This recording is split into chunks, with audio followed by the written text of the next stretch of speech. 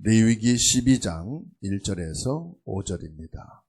여호와께서 모세에게 말씀하여 이르시되 이스라엘 자손에게 말하여 이르라. 여인이 임신하여 남자를 낳으면 그는 이레 동안 부정하리니 곧 월경할 때와 같이 부정할 것이며 8째 날에는 그 아이의 표피를 벨 것이요 그 여인은 아직도 33일을 지내야 사녀리 깨끗하리니 정결하게 되는 기한이 차기 전에는 성물을 만지지도 말며 성소에 들어가지도 말 것이며 여자를 낳으면 그는 2일 동안 부정하리니 월경할 때와 같을 것이며 사녀리 깨끗하게 되면 66일을 지내야 하리라. 오늘 말씀을 여러분이 보면서 이해가 되지 않는다 이렇게 생각을 할 수도 있습니다. 그렇지만은 오늘 말씀에서 아주 중요한 부분을 하나님께서 말씀하고 있죠.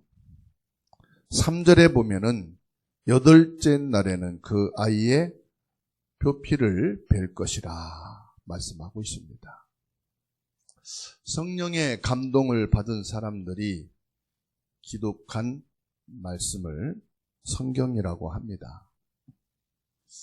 신구약 성경이 66권인데 이 말씀을 기록하는데 40여 명이 동원되어서 하나님께서 기록하게 하셨습니다.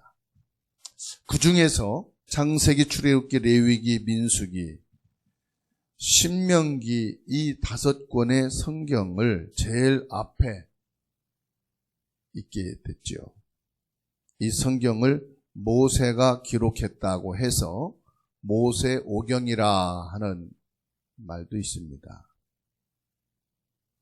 오늘 레위기 12장에서 아들을 낳으면 생식기 끝을 자르는 예식을 행하라고 하나님이 말씀하십니다. 우리말로 하면은 할례를 행해라는 것이죠. 자, 이 말씀을 여러분 어떻게 이해하실 겁니까? 저는 이 말씀을 붙잡고 어린 자녀에 대한 영적 규례라고 하는 언약을 잡았습니다. 세상 사람들은 자녀들에게 3가지를 집중해서 교육합니다. 첫 번째는 어떻게 하면 이익을 보는 삶을 살 것이냐 하는 것을 가르칩니다. 한비자라는 사람은 왕 앞에 글을 올렸는데 모든 사람은 이익을 위해서 산다. 사람들은 손해를 보면 싫어한다. 정치를 잘한다는 것은 모든 사람에게 이익을 주어야 하는 것이다. 이렇게 말을 했다고 합니다. 두 번째로 세상에서 가르치는 것은 절대로 질 수 없는 인생, 이길 수 있는 삶을 살도록 가르칩니다.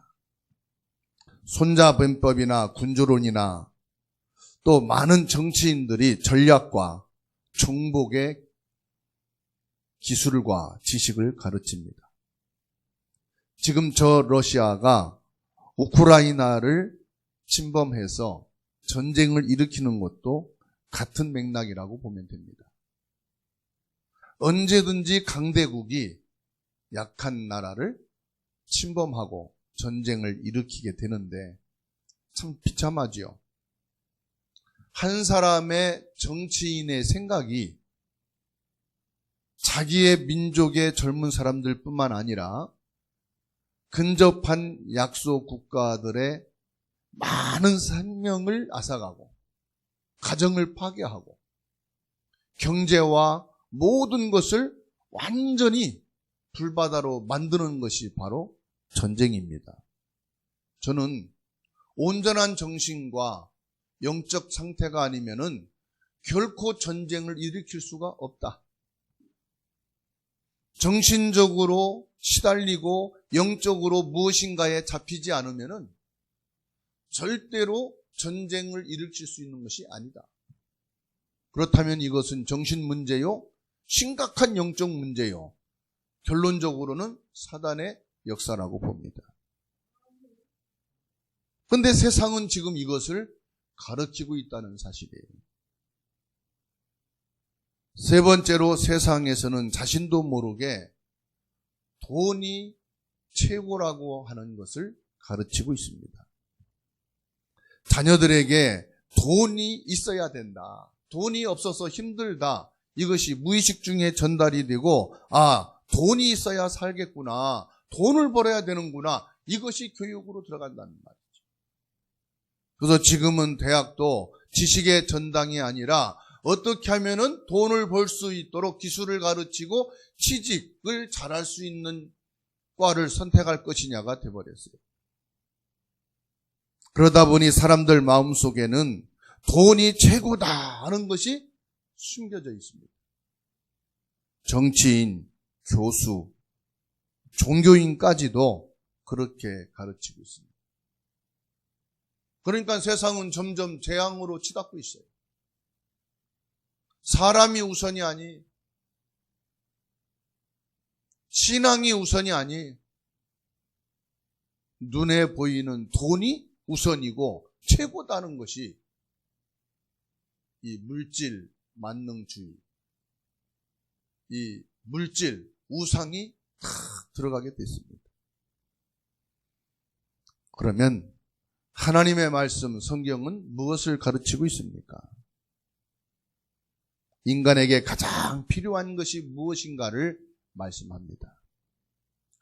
인간의 근본 문제와 해결책이 무엇인가를 설명하고 있는데 인간의 가장 근본 문제가 무엇이냐? 성경에서 밝히고 있지요. 창세기 3장입니다. 사단은 은밀하게 사람을 속여서 개인과 가정과 자녀를 완전히 무너뜨립니다. 그래서 하나님이 창세기 3장 15절 여자의 후손 메시아인 구원자 그리스도를 보내겠다고 약속하셨습니다. 창세기 6장을 보게 되면은 네피림 시대 전부 다 타락을 했습니다. 살 길이 없습니다. 이때 하나님께서 방주를 만들게 하시고 창세기 6장 14절에 방주 안에 들어가면 산다. 살 길을 하나님이 열어주신 것입니다. 그리고 창세기 11장으로 들어가면 모든 사람들은 개인의 성공, 가정과 가문과 국가의 성공을 위해서 살아갑니다. 결국은 다 무너질 수밖에 없지요. 그래서 하나님께서는 창세기 12장 1절로 3절에 갈대아를 떠나 내가 내게 지시할 땅으로 가라고 말씀하셨습니다. 사람이 인간의 근본 문제를 모르니까요, 노예가 되어버렸어요.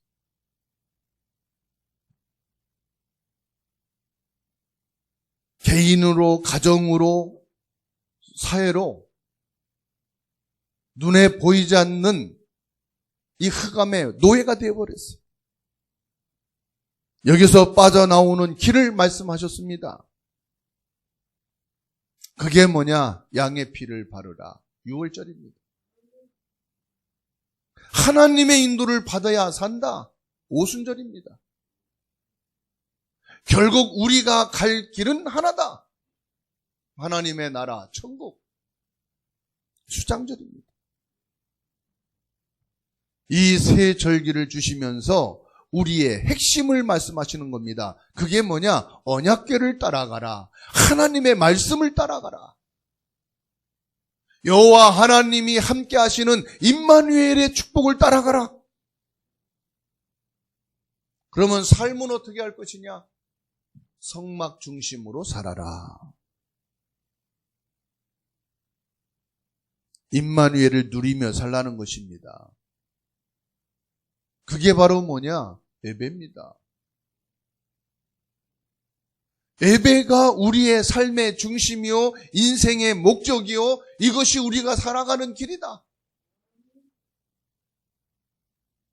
레위기를 보게 되면은 제사가 많이 나옵니다.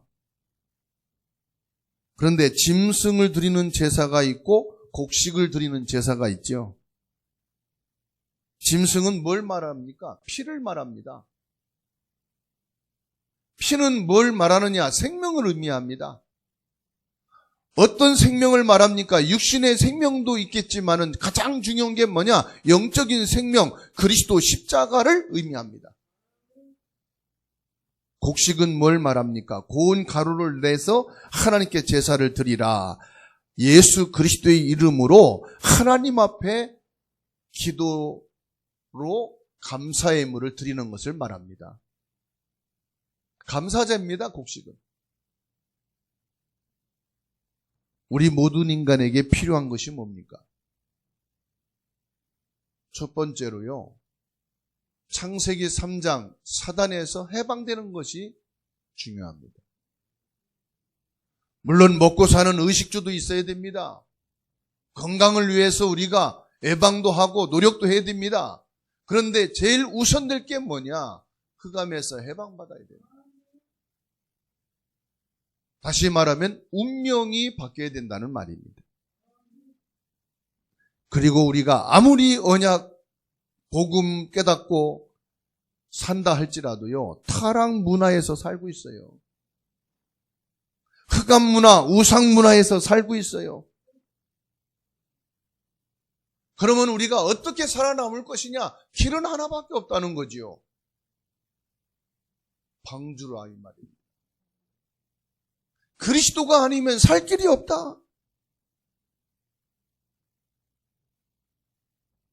우리 인간에게 필요한 것이 성공이겠습니다마는 언젠간 그 성공도 무너져요. 그렇게 대단했던 운동선수들이요, 나이를 먹으니까 그 건강한 몸, 체력이요, 의미가 없어요. 그렇게 아름답고 예뻤던 연예인들이 나이를 먹으니까요, 똑같은 할머니, 할아버지 힘이 없어요. 최고의 학문과 지식을 가지고 있는 교수들이, 석학들이 나이를 먹으니까 결국은요, 치매가 오고 자기 이름 석자도 몰라보고 자식도 몰라봐요.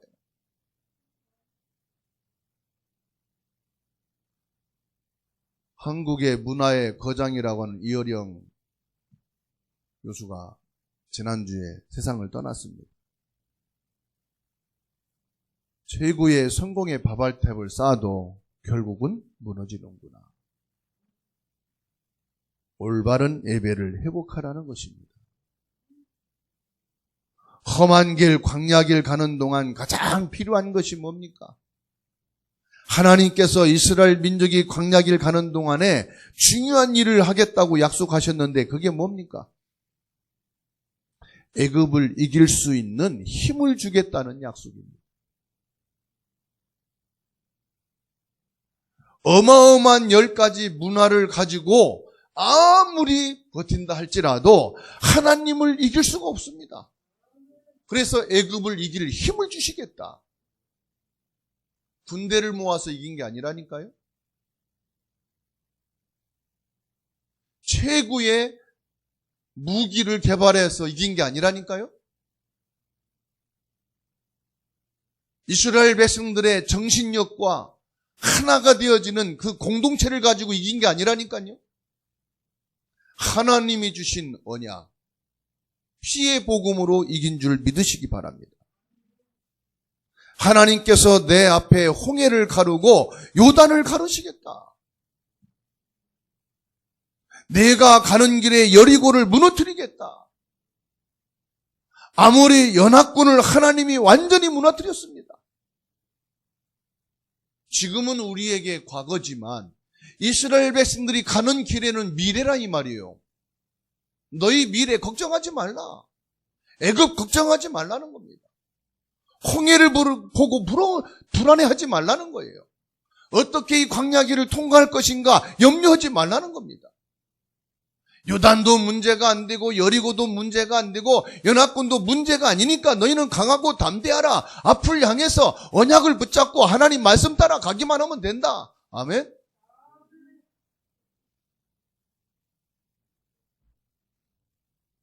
하나님이 주신 이 말씀은요, 과거가 아닙니다.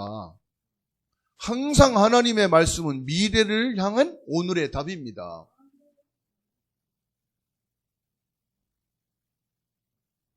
하나님은 우리의 미래를 정확하게 알고 계실까요? 모르고 계실까요? 그래서 저와 여러분들이요, 언약의 힘을 얻고 성령 충만을 얻으라 이 말이에요. 저 강대국 로마가 이스라엘을 속국으로 삼고 있어요. 복음을 맡고 있어요. 정책적으로, 경제로 다 장악하고 있어요. 주신 주님의 말씀이 뭡니까? 저 로마의 정치, 경제, 군사 모든 것 뛰어넘을 수 있고 정복할 수 있는 뭘 받으라? 오직 성령이 너희에게 임하면 너희가 권능을 받고 땅끝까지로 내 증인이 되리라. 이 시간 언약을 붙잡고 힘없는 여러분 되기를 주의 이름으로 축원합니다. 자녀에 대한 영적 규례라 말씀했는데 세 번째로 후대에게 가장 필요한 것이 뭐냐 하는 겁니다. 사단은요, 우리의 자녀의 7군데를 공격하는데요, 제일 먼저 여러분의 가정을 공격합니다. 여러분의 가정을 공격하는 목적이 뭔지 압니까? 복음을 모르게 하는 것도 있겠지만은 복음을 이미 받고 복음 안에 있는 여러분들을 공격하는 것이 뭐겠어요? 이 복음의 축복을 누리지 못하게 하는 겁니다. 그리스도가 뭡니까? 참된 왕, 참된 제사장, 참된 선지자 아닙니까? 이 그리스도의 축복이 내게 주어진 거 아닙니까? 왕 같은 제사장이요, 선지자요, 왕으로 나를 세우셨다고 분명히 말씀하셨습니다. 이 그리스도의 복음의 빛을 내게 주었으니 이 빛을 밝히라. 빛을 밝히는 게 뭐냐? 복음을 누리는 것이거든요. 내가 복음을 가졌어요. 참된 왕, 참된 제사장, 참된 선지자이신 그리스도가 내게 있어요. 이 그리스도를 누리지 못하면 어떻게 됩니까? 우리의 가정이 흑암에 덮이는 거죠. 우리 후대가 흑암에 잡히는 것이죠. 그래서 가정의 언약을 붙잡기를 축원합니다. 우리가 그리스도를 누리는 첫 현장이 뭐냐? 가정이다 이 말이죠. 두 번째로 사단은 여러분 태영아를 공격합니다. 태영아가 뭡니까? 모든 근본이 이때 만들어진다고 그러잖아요. 그래서 태교를 잘해야 된다 말하지 않습니까? 그리고 영아부 때 가장 중요하다고 그러지 않아요? 왜? 모든 근본이 눈으로 보고 귀로 듣기 전에 먼저 무엇으로요? 이 감각으로. 이 정신세계, 영적세계, 심리세계가 언제 이루어지느냐? 태영아 때 다 형성된다고 하지 않습니까? 세 번째로 사단이 언제 공격하느냐? 자녀가 보육원, 유치원에 가서 누구를 만나느냐가 중요합니다. 다는 그렇지 않습니다만은 일부 보육원에서는요, 어린아이가 힘이 없고 표현을 잘 못하니까 온갖 짓을 다 합니다. 그러면 이 아이들이요, 모르는 것 같지만 전부 다 그게 성격이 되어지고 이 아이의 인격이 되어지고 정서가 되어버려요. 이때 심각한 영적 문제가 발동합니다. 어릴 땐 모르지만 장성하고 나서 이때 우울증이 오기도 하고요. 이때 영적인 부분이 드러나기도 하고요. 심각한 질병이 드러나기도 합니다. 누구를 만나느냐가 중요합니다. 그런데 보육원, 유치원에서는 뭐 때문에 합니까? 아이들이 예뻐서요? 사랑스러워서요? 돈 때문에 하잖아요. 돈을 벌기 위해서 운영하잖아요. 그러니까 보육원이나 유치원생들이 돈으로 보인단 말이에요. 그러니까는 이게 무식한, 심각한 정신 영적 문제가 전부 다 드러나는 것이죠. 네 번째로 초등학교 때입니다. 사실은 어느 대학 나왔느냐가 먼저가 아니고 초등학교 때 엘리트가 되느냐 안 되느냐가 결정된다고 하지 않습니까? 그런데 부모들은 이때가 가장 편하고 쉬우니까 돈을 벌러 다니고 일을 하러 다니고 가장 중요한 시기를 다 놓치게 되는 것이지요. 다섯 번째로 중학교, 고등학교 때 이 아이의 방향과 전환점이 나오게 됩니다. 이때 모든 흑암이 다 공격을 하는 거지요. 대학교 때는 세상의 사상이 들어갑니다. 어떤 사람이 될 것인가 그릇이 만들어집니다. 그리고 청년이 되어서 세상에 나갈 때는 이미 전투 현장입니다. 경제 현장, 이 경쟁 현장입니다. 살아남아야 되는 현장입니다. 이렇게 사단은 가장 중요한 때에 우리 자녀들을 공격한다. 그래서 하나님께서 모세를 향해서 우리에게 말씀하는 겁니다. 아들을 낳으면 8일 만에 무엇을 해라? 할례를 행해라. 여기에는 건강을 위한 것도 있다고 합니다. 애굽에 있었던 종노예 광야길을 끊어버리는 하나님의 언약도 담겨져 있습니다. 근데 여기에서 더 중요한 것은 우리의 영적 문제를 후대에게 절대로 물려줄 수가 없다 이 말입니다. 이제 하나님의 백성으로, 언약의 백성으로, 피의 백성의 언약을 가진 후대로 세워야 된다는 것을 말씀합니다. 그렇다면 나는 후대에게 무엇을 전달할 것인가? 기도하고 찾기 바랍니다. 우리 자녀들에게 영원한 영적인 규례를 어떻게 하면 전달하고 심길 것이냐? 이스라엘 민족은 할례는 열심히 행했는데 가장 중요한 그 영적인 언약을 놓쳐버린 겁니다. 즉 그리스도를 놓쳐버린 거예요. 우리 기독교인들이 열심히 성경 공부를 하는데 그리스도를 놓친 것과 똑같습니다. 모든 예배 생활, 교회 생활은, 신앙 생활은 열심히 하는데 그리스도를 놓치고 하는 것과 같다니까요. 출세하려고 열심히 뛰다가 그리스도를 놓쳐버려요. 여러분, 레위기 전체를 정리해서 요약하면 한 단어가 나옵니다. 그리스도입니다. 우리는 그리스도를 잘 압니다. 그리스도를 정확하게 아는 것이 중요합니다. 그런데 그리스도를 아는 만큼 제대로 누리는 것이 전부입니다. 그래서 어떤 문제를 여러분 가지고 와도 문제가 안 될 만큼 그리스도가 누려져야 돼요. 어떤 사고가 내 앞에 주변에 일어날지라도 그 모든 사고의 결말은 그리스도밖에 없구나. 이것이 될 만큼 그리스도가 누려져야 돼요.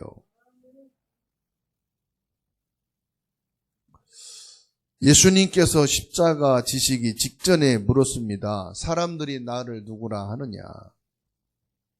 세례 요한, 엘리야, 에레미야 선지자 중에 한 분입니다.